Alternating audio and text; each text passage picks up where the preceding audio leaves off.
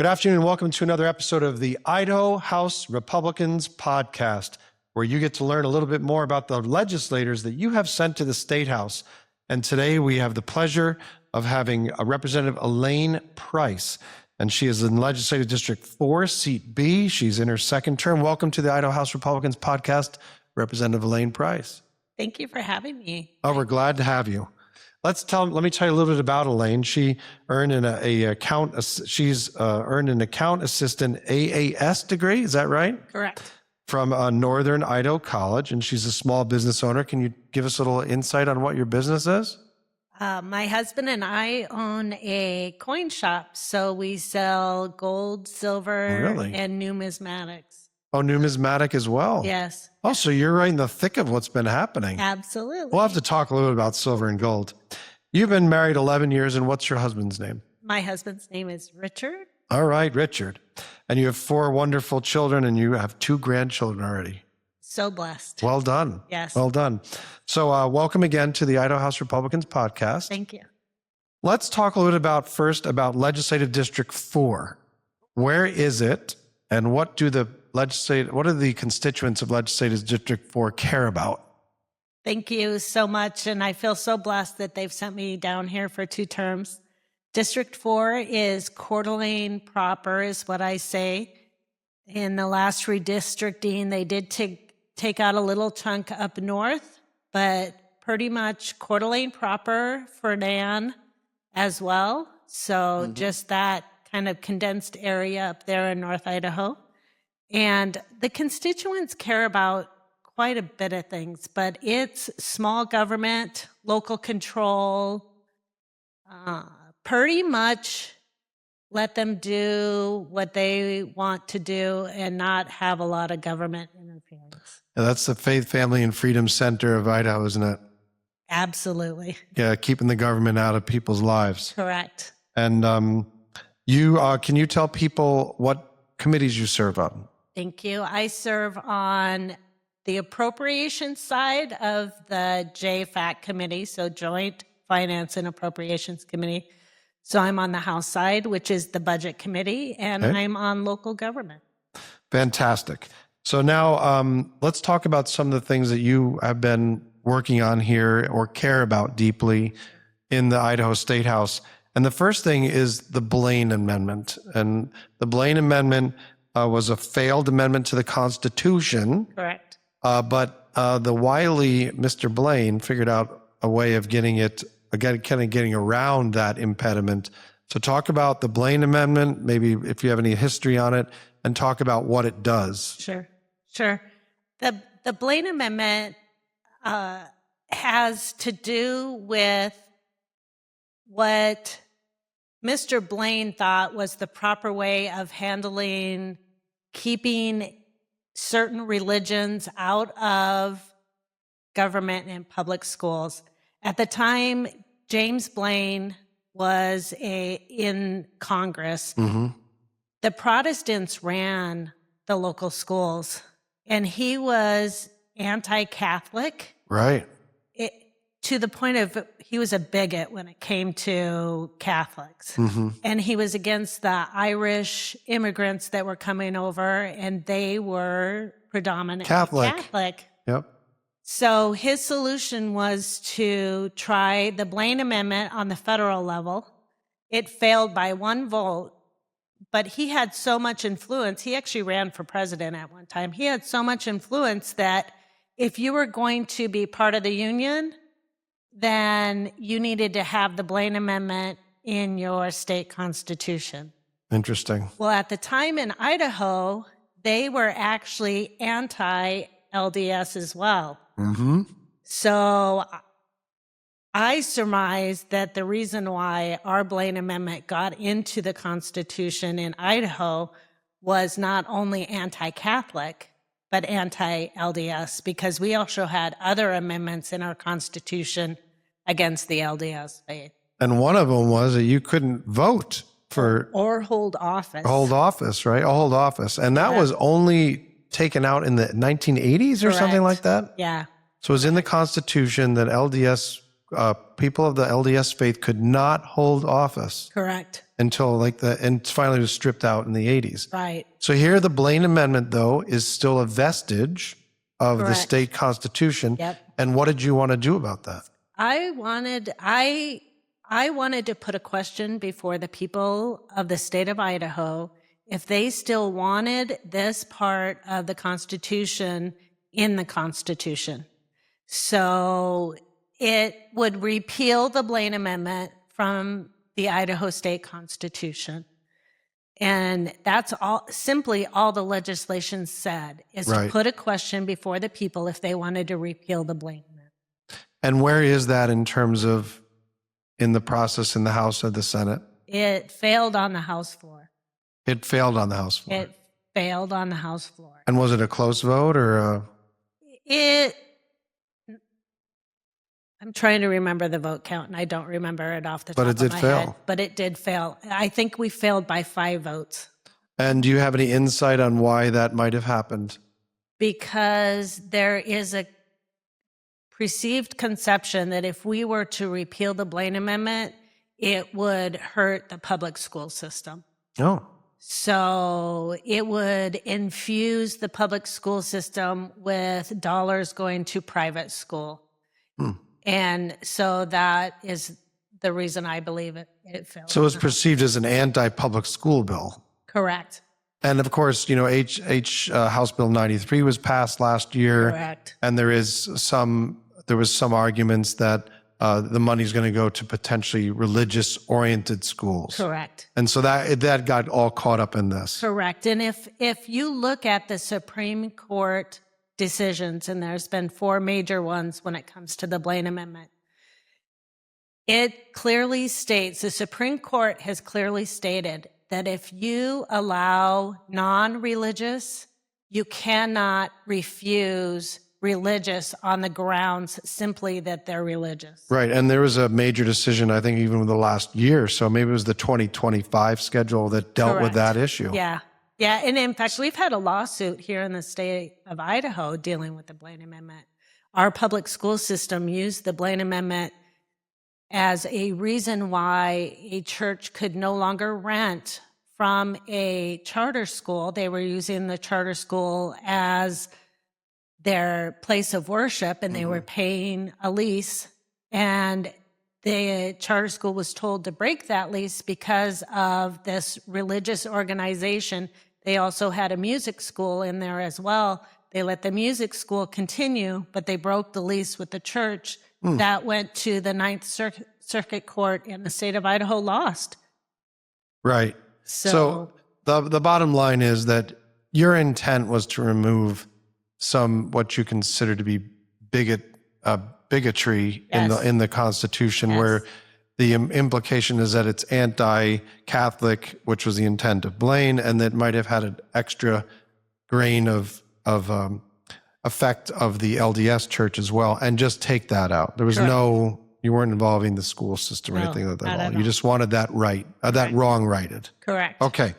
And that was House Joint Resolution 7. That was House Joint Resolution. Okay, and that is now dead for now. Correct. Might come back. In the future, maybe. Okay. So let's talk about House Bill 750A, and that deals with programmable money. Correct. So before we start getting into the bill, what does that little A mean? Like, so if you go onto the bill, you go into the Idaho Legislature, you can look, there's a bill index, and then some of the bills have this little A after them. And so what does that mean? What does that mean about that bill? That means that the bill was amended. So once it goes to the House floor with the amendment, then what happens from there? Was it voted on the House floor, the programmable money bill? Yes, it was. So once it gets amended, it then goes through the regular process of second reading calendar, third reading calendar, and it's voted on. Okay, and has it been voted on yet? Yes, it has. And how did it do? That one actually passed the House floor. Fantastic. So now it goes over to the Senate side, and it's going to go to the appropriate committee there, and hopefully get through the Senate. That's what we're hoping. Now let's talk about what the bill does. Now that we've talked about what an amendment means, what does the bill do? What does it do relative to programmable money? First of all, what is programmable money? So programmable money is money that can be controlled where you don't have access to it for certain reasons. It's the new technology that's coming out.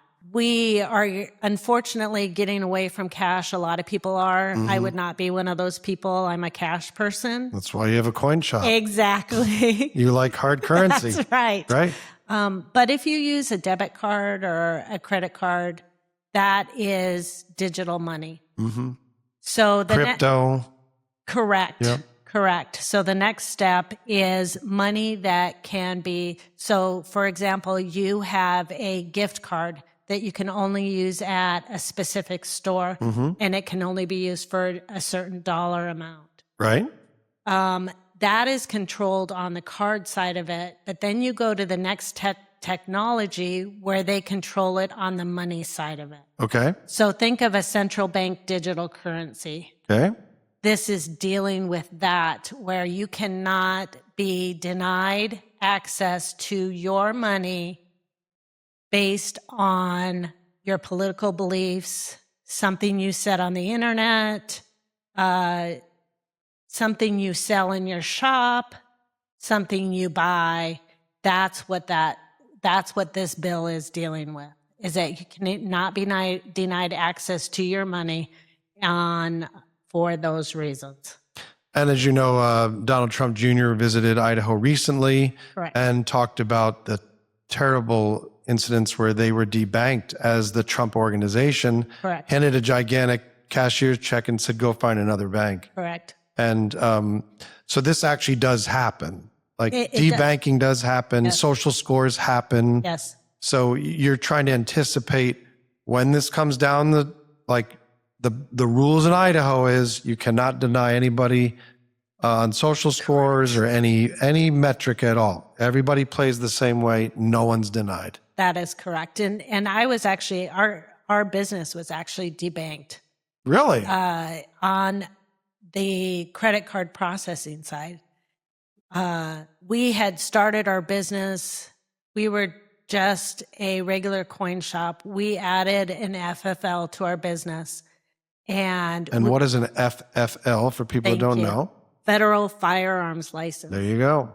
And Money and guns. What a great business. exactly. In Idaho. Exactly. Right. It's the perfect company. And we had a credit card processor and we went to use it one day and it wouldn't work. And all the machine told us was check an email. Yep. Well, we were busy at the time. We finally got to the email and we had violated their policy because we were Sold firearms. Yes. Yep. Yeah, we had the treasurer of Utah came in about 4 years ago, and they had a situation where a company had a fleet of trucks, and they were involved in a business that the bank suddenly didn't like anymore, and they're like, no, we're not doing a loan on your fleet of trucks anymore. So this is real. Yes, it is. And you've lived it. And by the way, just so you know, Representative Heather Scott and Representative Price were carrying this bill in the House. So Correct. Thank you for your work on that. Let's talk about Senate Bill 1232A, and it has to deal with, it's kind of like the O.J. Simpson rule, isn't it? Kind of. Yeah. So talk about what Senate Bill 1232A does. Senate Bill 1232A it's actually a rewrite. We had this law on the books. It got put on the books in the 1970s. And what it did was it controls the criminal from profiting off of their crimes. Right. And our law that was written in the 1970s, things have changed a lot. So the way you can tell your story is way different than it was in the 1970s. Right. So in the past, it was books, newspapers, maybe tape recordings, where now you can podcast, live TV. That kind of stuff. Yeah. So it addressed updating things like that.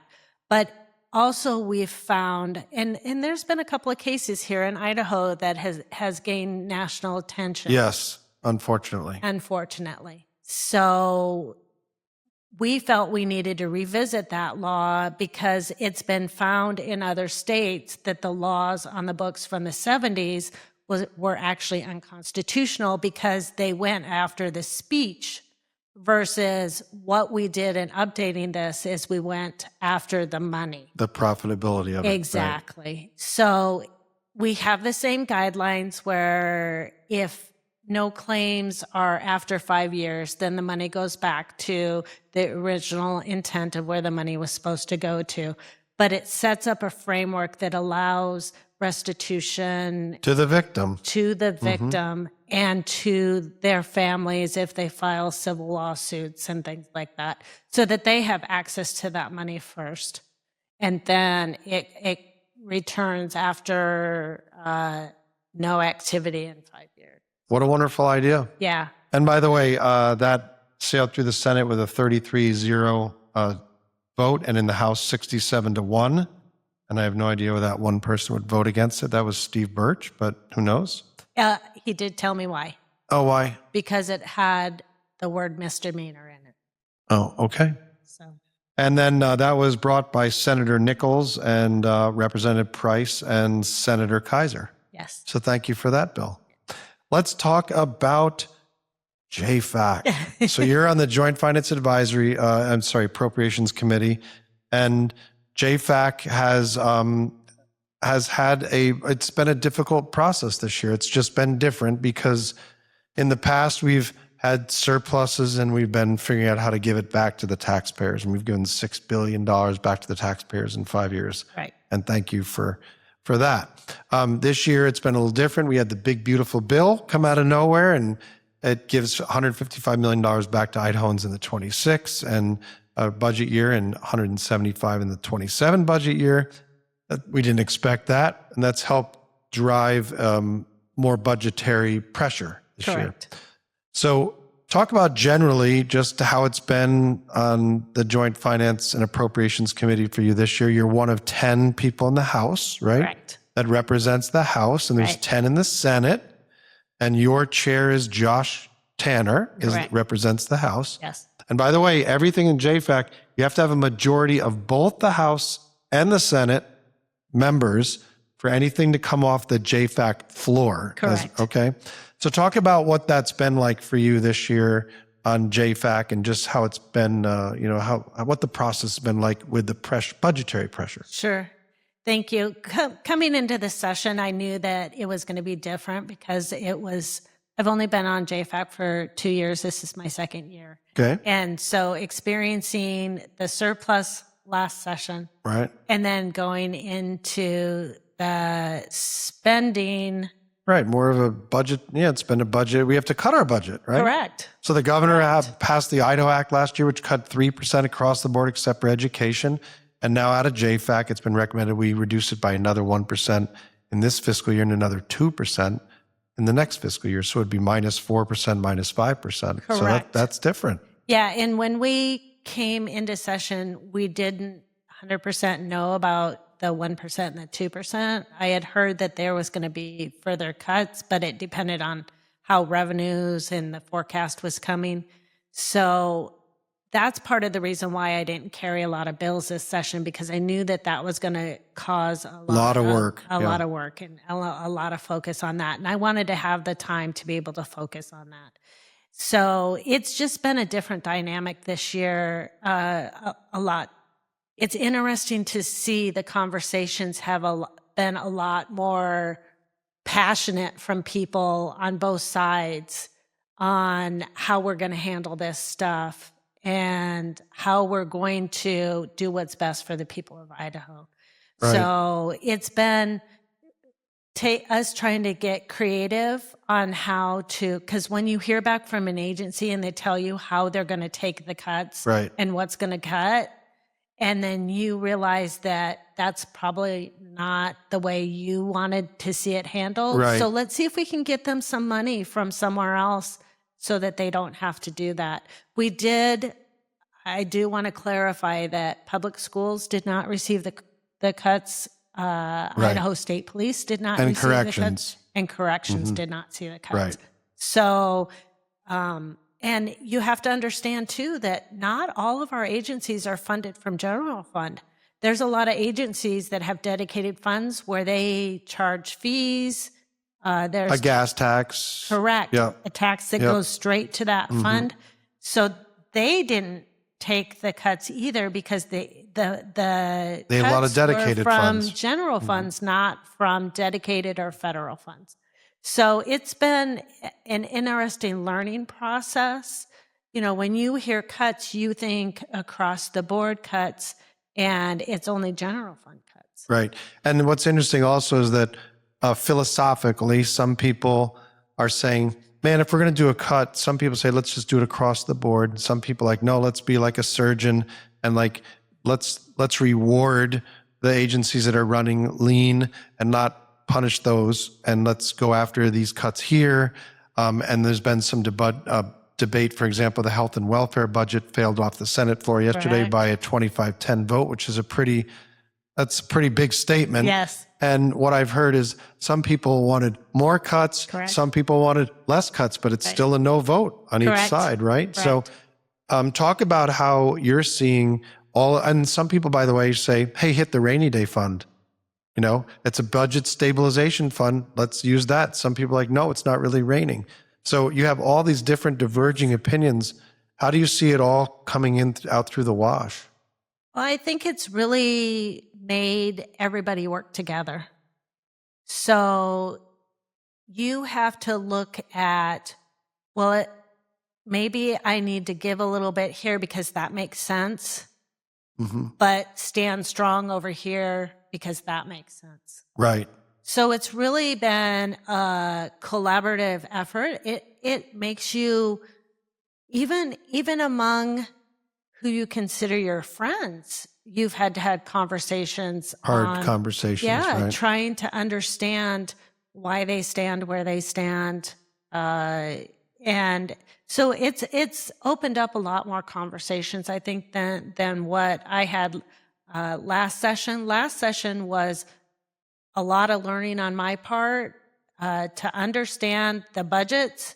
And this session, it's been a different type of learning. Right. So we're going to, and I feel like we've really been creative and we've added or suggested add backs where They the make governor, sense. has suggested it and made sense.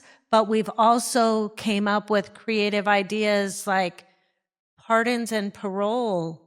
We're going to cut, and that would have kept people in jail longer, which would cost us a lot more money. So we found a dedicated fund that we could use for a temporary fix, then to address that issue so that we weren't keeping people in jail, which was going to cost us a lot more money in the long run. So it's opened up the idea of being creative, but also talking about if we have to make cuts in the future, where those meaningful cuts need to be. And by the way, if you a really helpful resource, if you go on the Idaho Legislature website, there is a budgetary resource, and you can actually look at the budget monitor. And the recent budget monitor was just released, and it's very hard to predict because April is such a big month with the tax payments. But there is one thing that kicks in every year, and that's an adjustment, a population forecast adjustment for Medicaid, and that was just put in the March one of $93 million, which is against the budget, Correct. and then $17 million from the Department of Corrections. So $111 million adjustment downward. It's just hard to predict that, but that did come through. And so, and then we had the big, beautiful bill, which $155 million we didn't expect. Correct. So there are a lot of moving pieces to this, and you are doing your best as the Joint Finance Advisor Appropriations Committee to deal with all these moving parts and the fact that you need to make these budget adjustments. Well, and there's certain things when it comes to when you look at corrections, you can't not pay that bill. Right. Right. Right. And when you look at, and that's what the population forecast is that They had more people in the jails than what they anticipated. You can't not pay that bill. Right. And Medicaid is the same thing. They had more expenses than what they projected. And a lot of it driven by population because we're over 2 million people now. Correct. Yeah. Yeah. So it's a tough balance. You don't like those. You like to see those numbers, but you got to pay the bills. Just for our last topic, is anything fun come up in local government committee this year that you remember or think is notable? You know, it's been interesting because I've been on local government for 4 years, and it's been kind of a sleepy committee. Okay. And this session has been the total opposite. Really? Yeah. So a lot more bills coming through, and some really interesting ones that affect. They start out affecting one area, and when you bring the topic up, and it would be where infrastructure right away was needed for a road, widening a road, and someone's septic system was in the way, and then they are faced with hundreds of thousands of dollars because of this, and come to find out that wasn't the only place that happened at. So once you bring up a topic like that, then people come and say, that's happening to me. I'm dealing with that right now. Right. Too. And I've had a bill that happened that way as well. So it's interesting to think that, you bring it up to address one specific issue that you know about, and you're actually helping several people across the And what was state. the bill that was it a constituent that brought it to you? Yeah, a constituent brought it to me. And what was the issue? It was last session, and it had to do with parliamentary procedures. It had to do with a council member being able to take something off a consent agenda. So they put a bunch of items in one agenda, and then you just approve them all. Right. But they should be able to pull one item off that they want to have further discussion. Right. And not all cities were doing it the same. So we just set a policy that this is how it's supposed to be handled.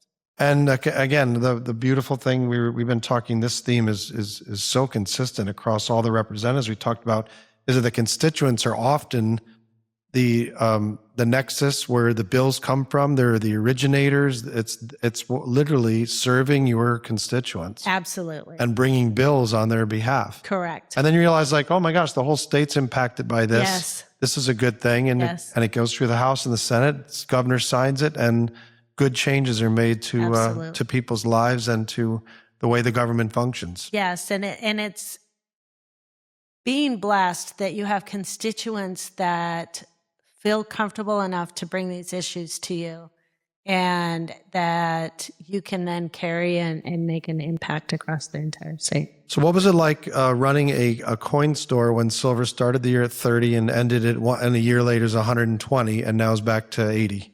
Well, and the interesting thing is that at the same time, that would have been a whole different issue. But at the same time, the state of Washington implemented a 10% sales tax plus a B&O tax on their coin shops. Oh my gosh. So not only did we deal with the fact that gold and silver were unpredictable, we were dealing with the fact that the state of Washington had disenfranchised all of their people who were buying gold and silver. So you're getting a little more business. Yeah. Yeah. Yeah. So last year, the state actually passed as part of House Bill 40, the $250 million or so tax cut, and we did our largest tax cut ever last year as a state, but it had a carve out for basically bullion and for monetizable bullion, right? Coins, basically. And talk about how that, were you obviously on board with that? Oh, yeah, the no capital gains. Right. But the thing that we have to remind people that's state only, not federal. So they still have the federal that they have to deal with. Right, but the logic was you're taking money and buying money. Correct. So we started, our country was based on gold and silver and that standard. So it's a form of money. So why would you tax exchanging one kind of money for another money. Correct. Even if you make money when you sell the bullion. Right. And technically, our Constitution says that our only real money is gold and silver. And you're saying the state constitution or the U.S. Constitution the US or both? Constitution. Okay. U.S. Constitution. Well, Representative Price, it's just been wonderful to have you on the Idaho House Republicans podcast. And we'll remind you that Representative Elaine Price represents Legislative District 4 in Seat B, and she's in her second term. And as we always say before we sign off, God bless the great state of Idaho. And thank you once again, Representative Elaine Price, for joining us on the Idaho House Republicans podcast. Thank you for doing this, and thank you for having me. Sunrise on the Snake River plain, red, white, and blue in the window pane. Work boots dusty from yesterday, but we're back at it the Idaho way.